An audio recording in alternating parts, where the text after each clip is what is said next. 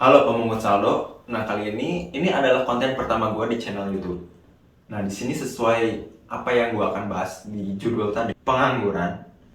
Di sini gue akan bahas sesuai dengan apa yang gue tahu gitu ya. Dan gue udah cari di Google kenapa pengangguran bisa terjadi. Dan gue juga memberikan penyampaian gue, pengalaman gue yang menjadi bahan evaluasi atau introspeksi diri bagi gue sendiri gitu. Nah, angka pengangguran yang gua udah cari di Google itu menurut BPS, Badan Pusat Statistik, mencatat masih ada 7,40 juta jiwa masyarakat Indonesia yang masih menganggur. Tapi gua nggak tahu ya kalau misalkannya freelance itu termasuk statistik di sini atau bukan gitu. I don't know. Tapi yang gua mau bahas kali ini adalah orang-orang yang belum berbuat apa-apa dan tidak melakukan apa-apa. Nah, sebelum kita lanjut, subscribe jadi baik dan like untuk kebaikan kalian sendiri. Nah, disclaimer, nih dengerin ya, disclaimer. Di sini gue akan bahas sesuai dengan opini gue, pendapat gue, dan kepengalaman gue. Dan gue berharap kalian bisa ikut berkomentar kenapa ini bisa terjadi dan kalian juga bisa ikut menambahkan tentang cerita-cerita kalian. Nah, kita langsung ke topik yang pertama. Kenapa pengangguran bisa terjadi? Poin pertama adalah pilih-pilih. Di sini gue udah mencatat dan karena gue nggak pandai menghafal, jadi gue tulis di sini semuanya. Pemilihan pekerjaan yang lu pengen itu bagus. Cuman permasalahannya adalah lu nggak punya portofolio, lu nggak punya pengalaman, lu nggak punya koneksi, tapi lu ngejawab nggak mau ah, di situ mah gajinya kecil, nggak mau ah, males, capek. Come on man, jangan ada pemikiran kayak gitu ya guys. Jangan berpikir kalau misalkannya pilih-pilih itu bagus secara keseluruhan. Belum kerja, banyak kriteria. Belum kerja, minta kaya. Nah, inilah yang gue maksudkan gitu. Setiap pilihan ada resikonya. Tapi, lu coba berpikir tentang resiko yang baik.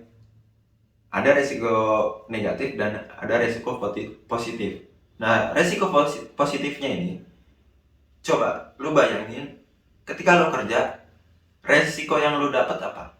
Dapat duit, dapat pengalaman, dapat koneksi,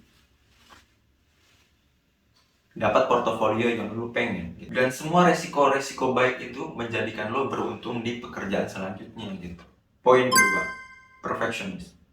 Nah, di sini perfectionist itu dilihat orang lain itu seperti orang yang profesional. Tapi ada masalah dari perfectionist ini. Perfeksionis ngebuat kita seakan jauh lebih profesional. Tapi itu akan ngerusak lu sebelum lu berkarir. Lu pengen jadi content creator, harus punya lighting, harus punya mikrofon, harus punya setup kamar atau apapun, harus punya properti kalau kalian ingin buat kontennya. Terus kalau mau bisnis, udah mikirin iklan, banner, dan promosi video bla bla bla bla lain. Tapi masukin produk ke etalase aja lu belum mulai-mulai gitu.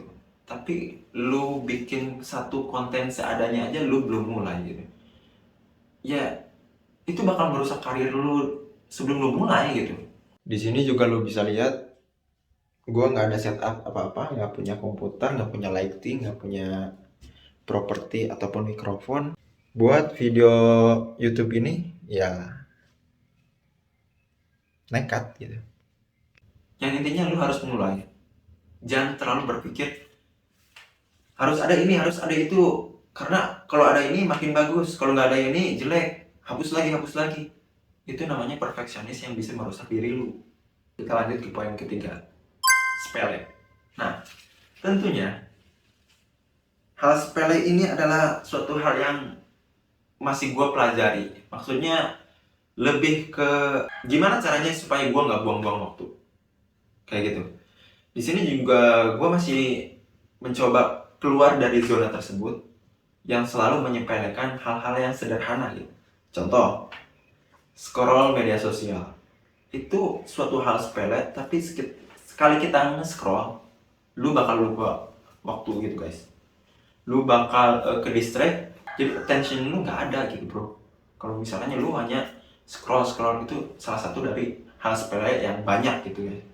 Nah itu semua dari 3 tersebut yang menurut gua yang merusak generasi kita menjadi generasi pengangguran gitu guys. Ya intinya itu aja pembahasan gua kali ini. Gua harap kalian bisa berkomentar. Dan sorry banget gitu kalau misalnya ada bahasa-bahasa yang dari gua itu tidak mengenakan. Gua minta maaf banget. Dan gua akan perbaiki untuk kedepannya karena ini benar-benar pure konten pertama gua. Terima kasih dan tonton terus video berikutnya.